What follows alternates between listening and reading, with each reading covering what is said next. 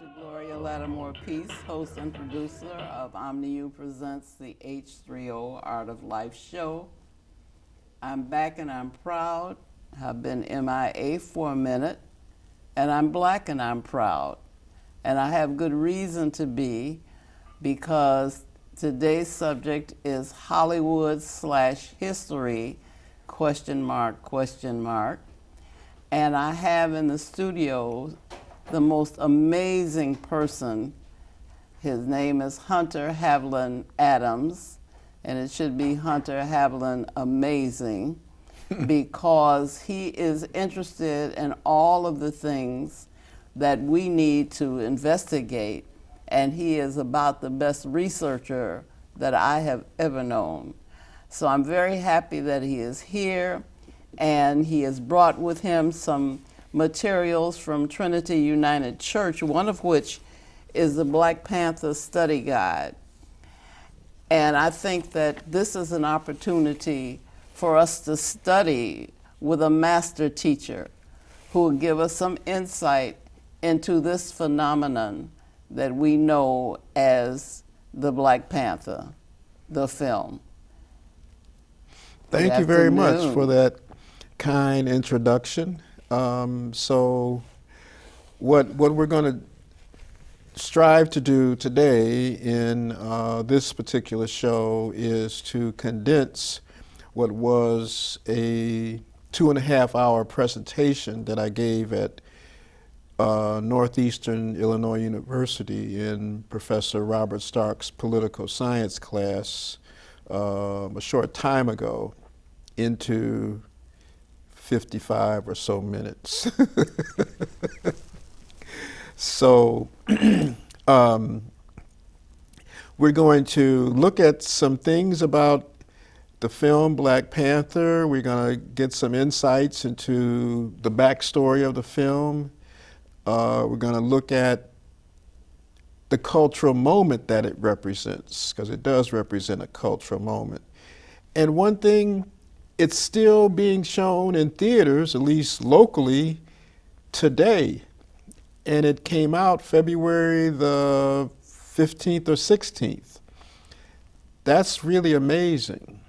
That's really amazing. So that's what we're going to do. And I have some images that I'll share to kind of capture a number of aspects of the film that many viewers, unless they're into film, either may not know of or might not appreciate.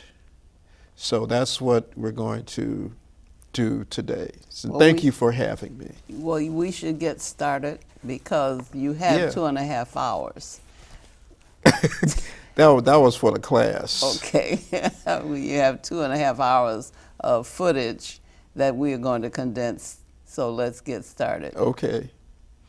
So, so this first picture is just a scene near the end of the film of the classic superhero battle between King T'Challa of Wakanda and Eric Ndjaka Killmonger Stevens. And it's important that we say his entire name, because most people tend to think of him as the adversary, the anti-hero. Well, he was all of that, but he was more than that. He was a driving force for the story to explore a number of things that we'll talk about shortly. Next one. All right. Then should we go to the next slide? And Black Panther was originally a comic book that was introduced in the Fantastic Four in 1966. And there was a lot of things going on in 1966. And two New York Jewish guys, Stan Lee and Jack Kirby, he was the illustrator, came up with a number of superhero characters. And it's interesting, I didn't meet Stan Lee personally, but I did attend a session at Comic-Con in Chicago last year. and he was one of the keynote speakers, and he described his process of creating these superhero characters.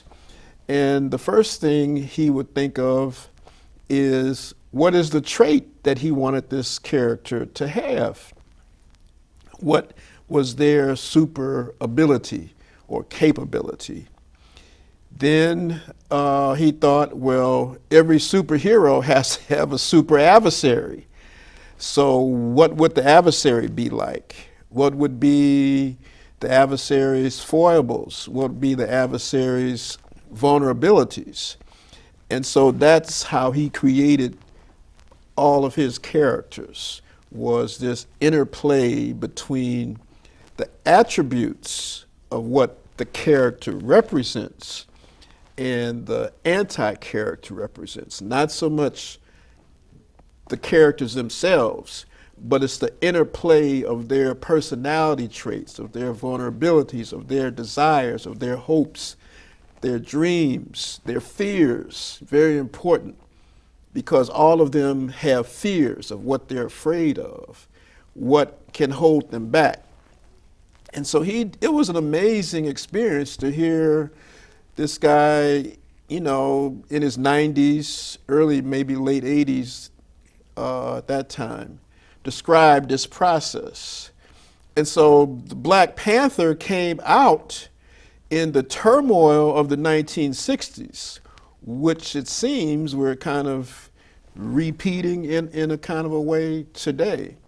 Came out before the Black Panther Party itself was formed, and it was a reaction to all of the cultural and physical violence that was taking place in this country following freedom riders, bus boycotts, sit-ins at lunch counters by SNCC, student leaders, Student Nonviolent Coordinating Committee, other civil rights organizations. And so this character came about in that cultural, political context because he wanted to challenge that. But he was in an environment that looked the other way from where he was from, the city-state of Wakanda. So that's kind of the background of the character, Black Panther. But and over the years, a number of different writers have contributed to the development of the character. The director, Reginald Hudlin, did an animated series on the Black Panther, which is really very good, and I urge your viewers to check that out. You can find it on YouTube, Reginald Hudlin. And it's good to look at because it kind of gives you a backstory, a background to Ryan Coogler's movie, because he is the writer and director of this film. And so his film is his film. It's not Stan Lee's film. The only thing that they do maintain the continuity of story themes from the comic books. But this is Ryan Coogler's movie. I mean, it came out of his experience, out of his going to Africa for the first time and seeing what this huge continent offers culturally, politically, geographically, and so forth. So he was initiated into the African sensibility. And that's very important to consider, that he wanted to make this as authentic as possible movie, given the constraints of the corporate culture of Disney Marvel. Yes, they invested heavily in the film, and we will see that coming up. But it's his story, and so he wanted to tell this story because it was a story that he longed to experience during his childhood. I learned long to experience a black superhero in my childhood. Didn't really have one. So I had to imagine myself, my friends, taking the places of the characters we would read in the comic books. So yes, they were white characters. However, we imagined ourselves being not them, but us in the books, and that's how we played. You know, that's how we played. Is that a male phenomenon? Well, I don't know, because there were few female superhero characters. No, I'm just wondering if women ever. I read comic books growing up, and I don't think I ever thought of myself in the role of any character in a comic book that I ever saw. So I was just wondering. I don't know. That's a good question. If that's a male. I don't know. I don't know, but that was, you know, I mean, when we had 100 army men and we would play battles, you know, we would imagine each other not as the soldiers, but as the generals leading and moving the troops around. You know, so I don't know if that was just my experience or was that a universal experience. Well, I don't want to take you off the path of getting this cohesive presentation. Yeah. So, so the last one right there, you see the cast of the film, the major cast of the film. You know, outstanding actors and actresses who just relished in this role, in the roles that they played, and they truly. They all wanted to see this film succeed, and so they went beyond their typical level of craftsmanship and put that into this, because they were challenged by Mr. Coogler to be as authentic as possible, because he created a world that didn't exist. Maybe, well, it doesn't exist now, but aspects of it did exist in the past. And even down to the languages that they use. You know, you see the symbols on the clothes and on the throne. Well, those were based on real written languages of Africans in West Africa, the Nsabidi script. I don't have a picture of that, but you know, you can look it up and see that they wanted to make it live with authenticity, and so he chose that particular African script, but then had the graphic designers make it more contemporary, which is amazing. And even the language, yes, there's multiple languages, African languages and English spoken in the film, and he wanted to make the English dialect different from every English dialect that we're familiar with. So it doesn't sound like South African or Ghanaian, Nigerian English or Trinidadian, Caribbean English. It certainly doesn't sound like British English or American English.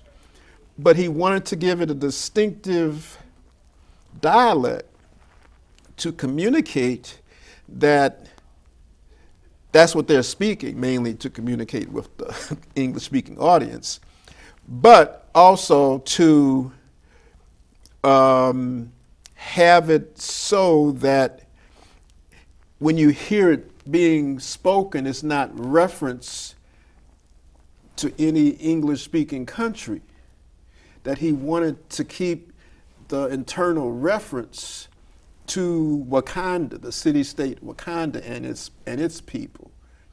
You know what I'm saying? Mm-hmm. So he didn't want you, when you hear it spoken, you're going to call up in your mind images of life in Lagos, or life in Johannesburg. Well, it'd be very difficult to do that since a majority of African people, American-born Africans, have not been to those places. Right. So their images would be And he didn't flawed want it at to have it best. sound like our English, except Mr. Ndajaka Killmonger Stevens, because he was born in the United States, okay. He had the vernacular of African Americans living in the United States. And so that was, again, his way of making the film authentic and inclusive of this broader African sensibility.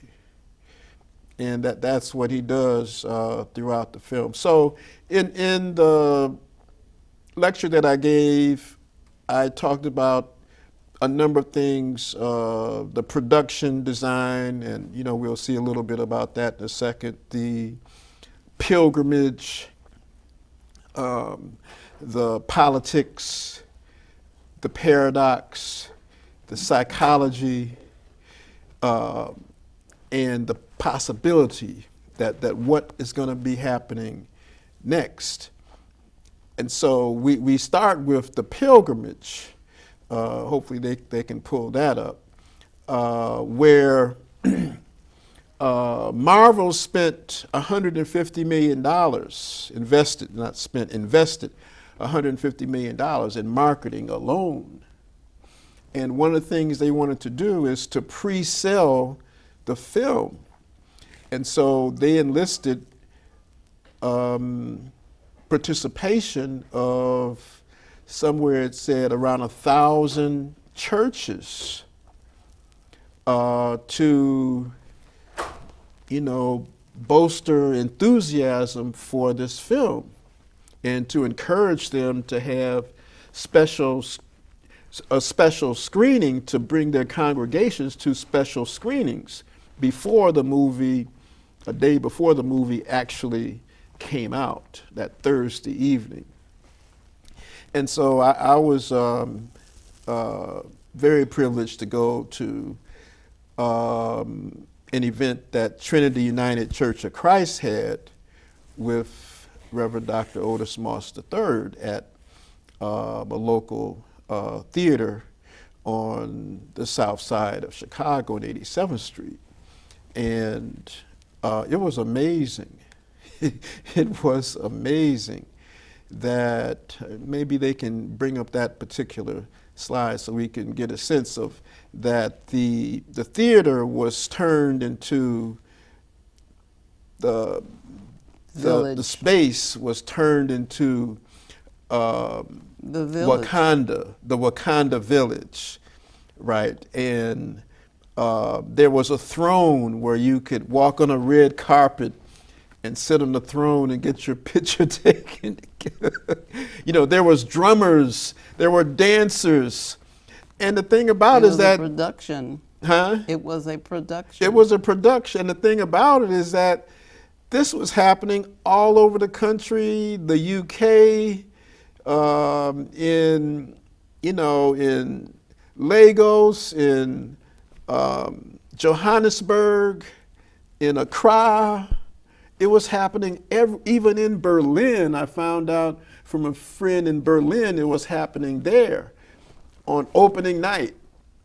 And so it was just amazing to see that experience of seeing people putting on African clothes more so than they do around Kwanzaa, unfortunately. But it was a whole spirit of togetherness to see entire families come out. So it was like a pilgrimage in a sense.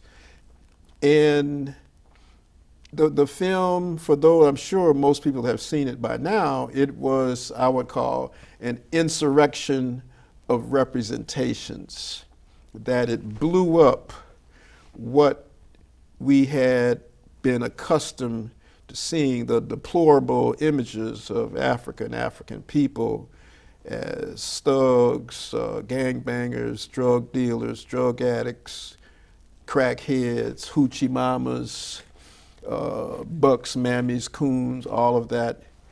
There was none of that in this film.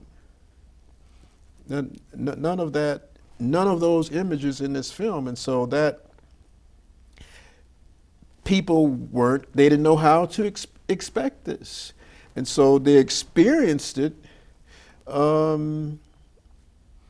as it unfolded. And that was amazing. And so, we can kind of step along on the slides.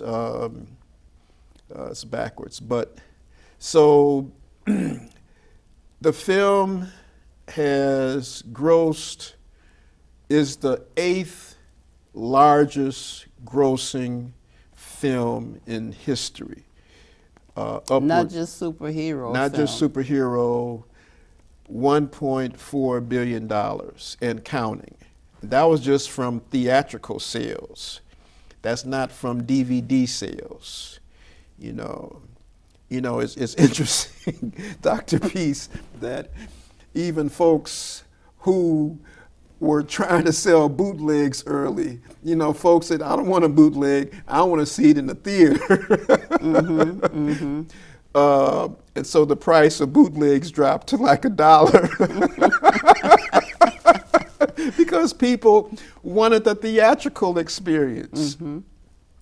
I saw it in Hobart, Indiana one time, because I've seen it about 4 or 5 times. And there was one point in Hobart, Indiana, anyone knows about Indiana, it has a history, going back. Northern Indiana is our ancestor, journalist Vernon Jarrett would talk about, of extremist colonizer groups of people found resident and home in that part of the world. And so there was one. Well, why were you in Hobart, Indiana watching this film? Because every place else was sold out, and it was there on the IMAX. So because after seeing it the first time, you want to see it, at least for me, you wanted to see it again because you knew there was a lot of stuff that you missed. And so that's why I went out there. And there was one point during Killmonger's speech of what his goals were, because he represented another perspective, I think. What I call impulsive and revenge-seeking leadership, right? Okay. Because his whole thing was about revenge for the murder of his father. So versus T'Challa, who represented more measured, or Mandela, Dr. Martin Luther King style of leadership, inclusive and things like that. But during his speech, that was not all that he represented. Oh no. But So that's how a lot of people have dumbed it down, simplified things. I disagree with that, because he was more than just that. Okay. He was another perspective. He had another looking perspective. at the way that the country could address the issues that still were before humanity. Right. Okay. But not by seeking revenge, because ultimately revenge is circular. You get revenge for what someone did to you, and then they're going to get revenge on what you did to them in response to that, and it just keeps on going on and on and on. But probably this is a late question, but when you inherit characters that already have attributes, that their personalities have been predetermined, and then you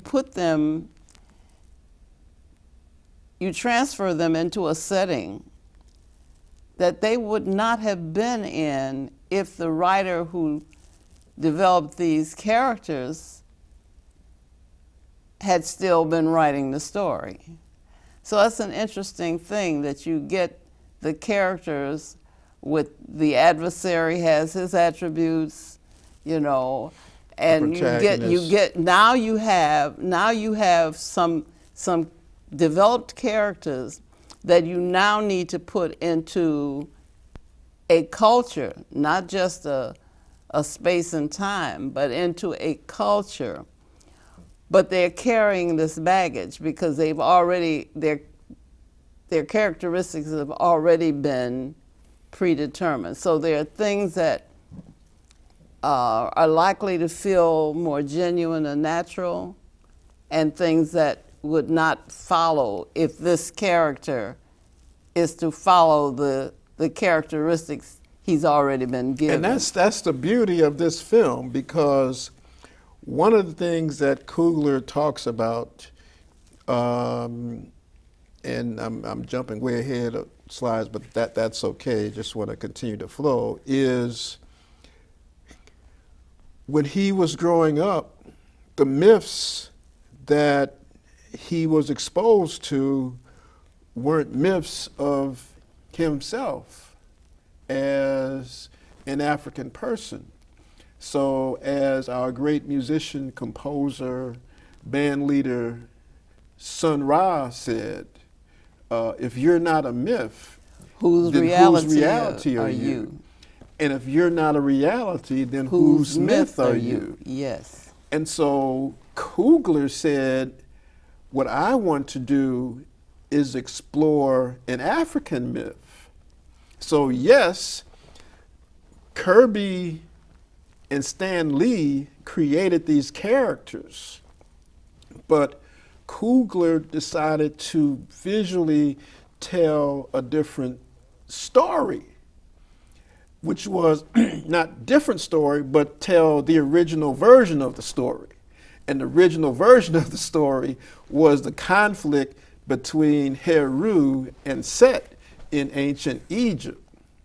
And so he focused on those attributes, that dimension of the myth, right? And that made this film distinctive because, you know, some people may remember when the Tutankhamun exhibit came to the Field Museum of Natural History, and they had this statue of King Tutankhamun, or Tutankhaten, as he was known before, son of Akhenaten, standing on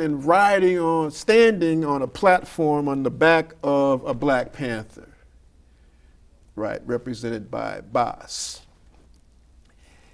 That's the origin of the film, of the mythology behind the film. This myth of an ancestral connection to this story that becomes part and parcel of many different stories.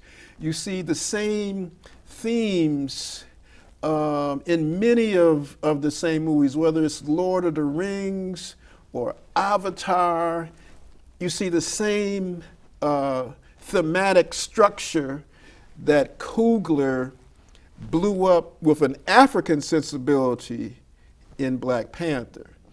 And so he was retelling the myth.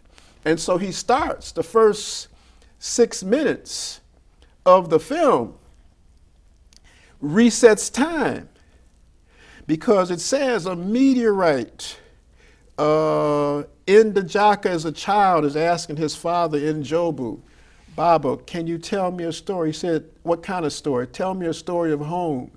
And so he said, millions of years ago, a meteorite hit the earth. And then the age of man began, and you saw 5 black hands rise up out of this black sand. So he said at the very beginning of the film, millions of years ago, there were African people, and they were united, but then they became divided until one particular, I won't say king, but leader stumbled across this heart-shaped herb, and that put him in contact with the ancestral line of Bast. And so then they were able to recreate that unity, except for one group, the M'Baku, or not M'Baku, I'm mispronouncing their name because he was the leader, the mountain tribe, the gorilla tribe, the Hanuman folks. They didn't like the arrangements, so they said, we're just going to stay in the mountains.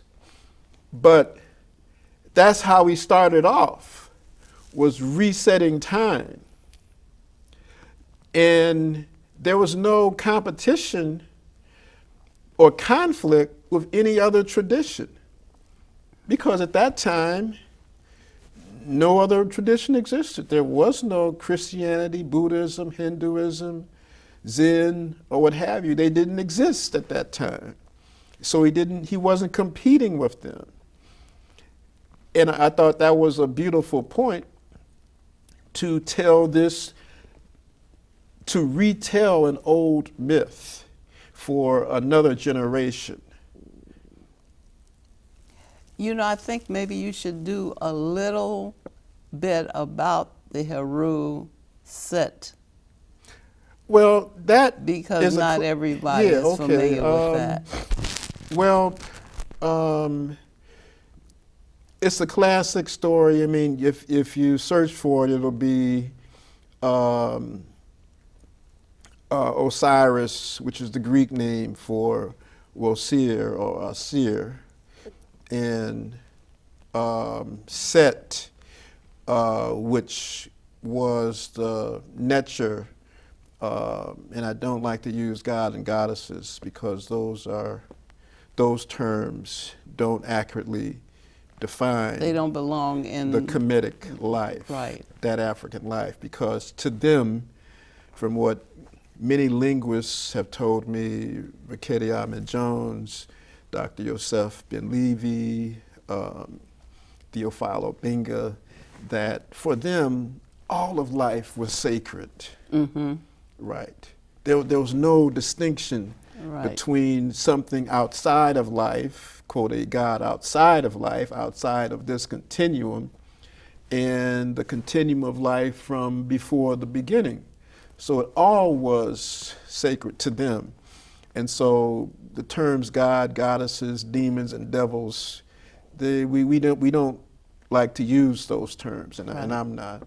But the story is that you had this first king, Asir or Wosir, and he brought forth this affluence and abundance for the 42 different families of Kemet. The original name, not Egypt, that's a Greek term, really named after one city. But his brother was extremely jealous of him, and he decided that he had to eliminate him. And so he killed him, severed his body into 14, some say 15 pieces, typically 14 pieces, and scattered them up and down the Nile River. Well, Wosir's wife, Aset, or Isis in Greek, was profoundly disturbed, grieving profusely. And so she felt the need to at least give him a proper burial. And so she trekked up and down the Nile and found, with divine intervention, all parts of his body except for his phallus. And so she kind of recreated one, and then kind of reanimated him and got pregnant. And Heru Heru was born from that, and so he wanted to avenge the death of his father by Set. And so they had an extended battle, and eventually the tribunal of Netcher sided with Heru and gave him the throne, because it was the question of who is going to rightfully sit on the throne. And Set said, well, since I'm his brother, and he wasn't the righteous leader that he was made out to be because of this, and this, I'm the one who should have heir to the throne. And so Heru challenged that, and he ended up getting the throne. So that was depicted in the film with the first picture I showed of King T'Challa versus Killmonger in N'Jadaka, because N'Jadaka was challenging him to the throne because of his father had killed his father in Jobu. Because in Jobu, we're learning, had acquired stolen vibranium. And vibranium was this miraculous meteoric metal that was used to power their economy, to enhance their lives in all kinds of ways, to enhance their creative potential. So it had multiple uses. It was an elixir.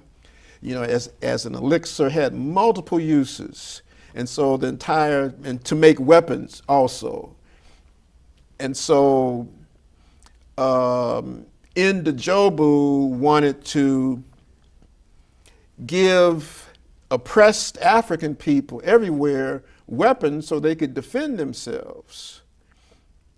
What wasn't shown in the film was where was N'Jadaka's or Killmonger's mother. Well, his mother was in jail for whatever reason is not explained, but Ryan Coogler was saying that particular scene near the beginning of the film, they were planning to break her out of jail, like Assata Shakur was broke out of jail. Mm-hmm.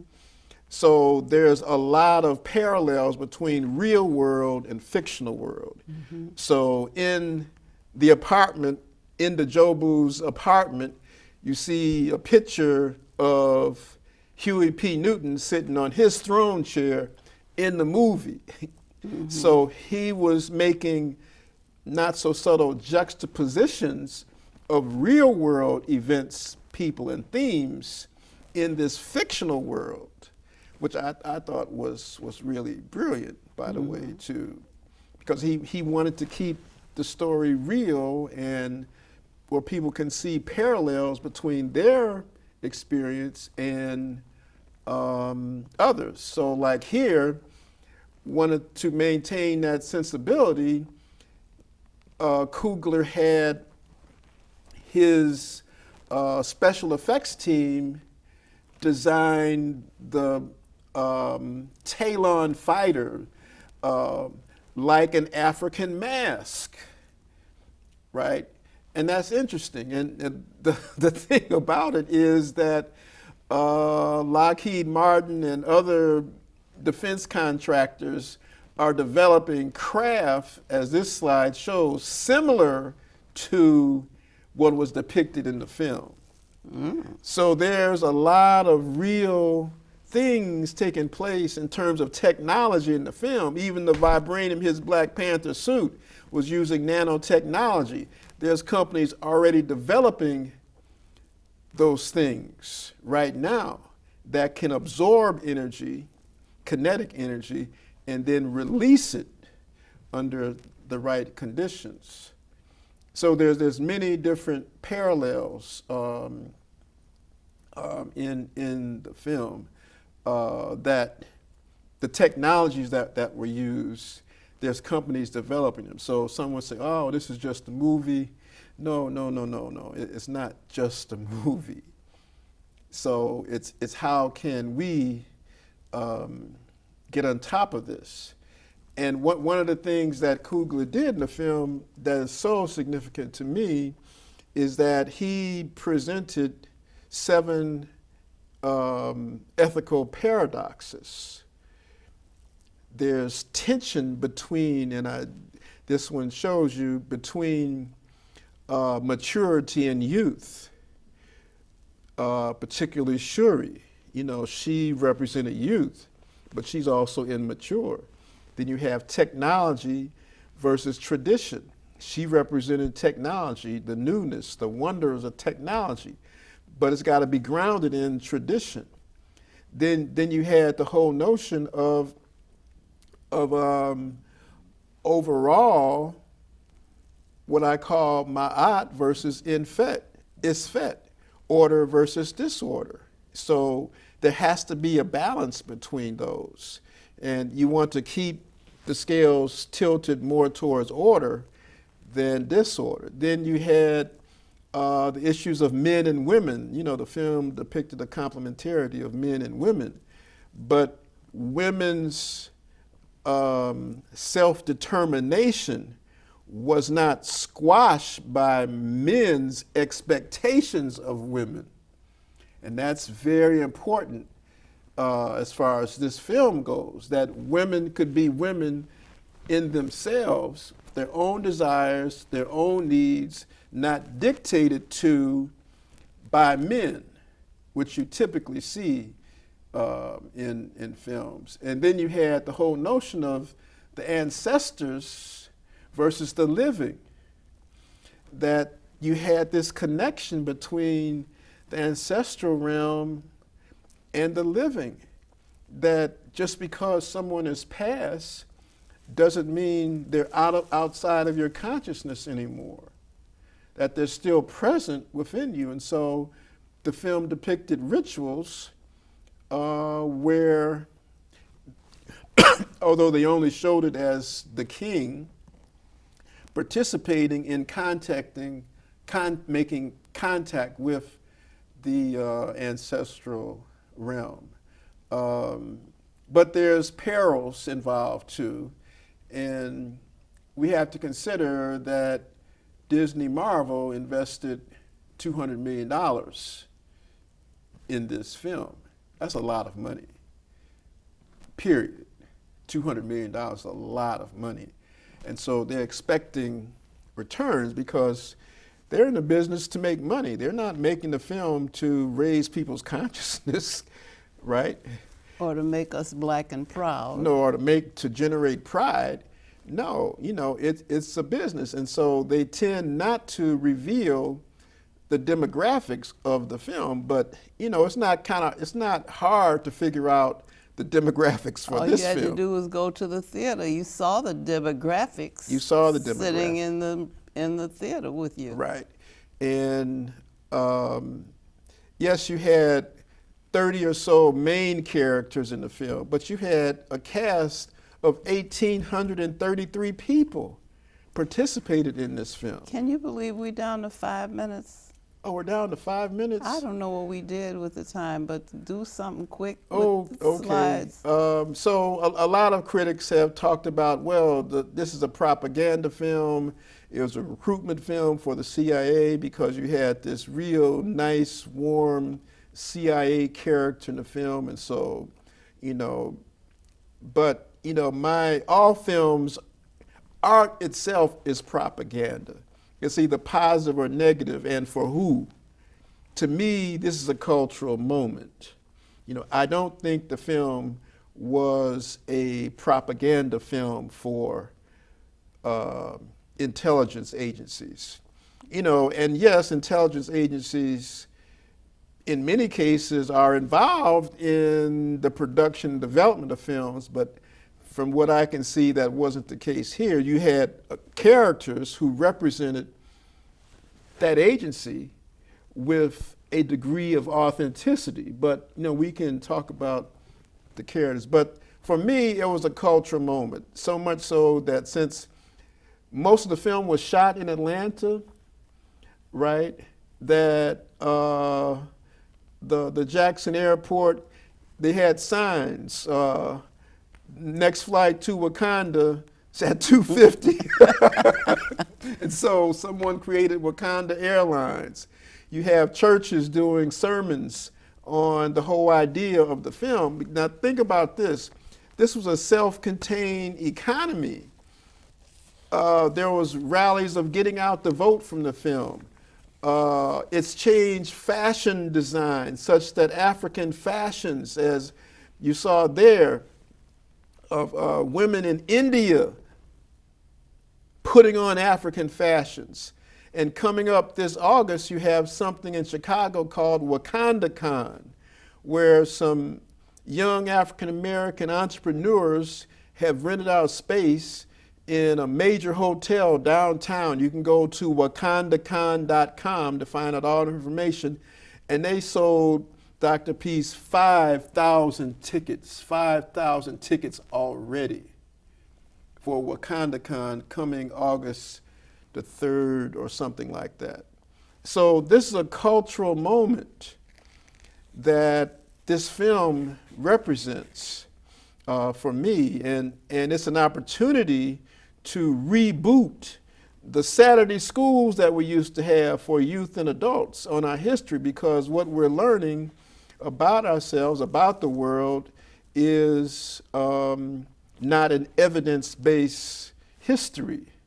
It's more metaphor and memoir of the colonizers than it is of the actual experiences of people. So there's going to be, South Shore Cultural Center is going to be doing a free screening of the film next month. I think September the 10th or something like that. You can go on their website and find out. There's a number of organizations, Fiesta Gates and the Rebuild Foundation. They're going to be doing a screening, free screening, sometime in September, I think. I don't know, but you can check their website, Rebuild Foundation. So the film is still generating a lot of interest today. And I think that the interest ought to be in doing the prerequisite work, because you need to know something about African culture if you are going to know what is authentic and what may not be, or what may be a modification that is useful or not. And so when we're so hungry for knowing ourselves that we accept versions of ourselves that may or may not be what we need to know about ourselves. We need to know the precepts and principles, not just the custom, not just the clothing, but also the values by which our people lived and developed over millions of years that sustained us. So there's a lot more to this than meets the eye, but it should meet the eye, the inquiring eye of such persons as yourself, who will go out and light the way for us to know more deeply. It's meeting the inquiring eyes of people at the Brookings Institution, at Oxford. People are teaching courses on this film in terms of foreign policy initiatives. I'm talking about the community's inquiring eye. Right. Yeah, the Carruthers Center for Inner City Studies has a place in this dialogue, and they absolutely do. Ought to be in it, and you ought to be leading the charge. Well, I thank Professor Starks for giving me the opportunity to share with his students this journey on this film, and I thank you for having me. And I'm happy to have you always. Okay. Hunter Havelin, Amazing Adams. The third. The third. No, the first Amazing. The third Havelin Adams. Okay.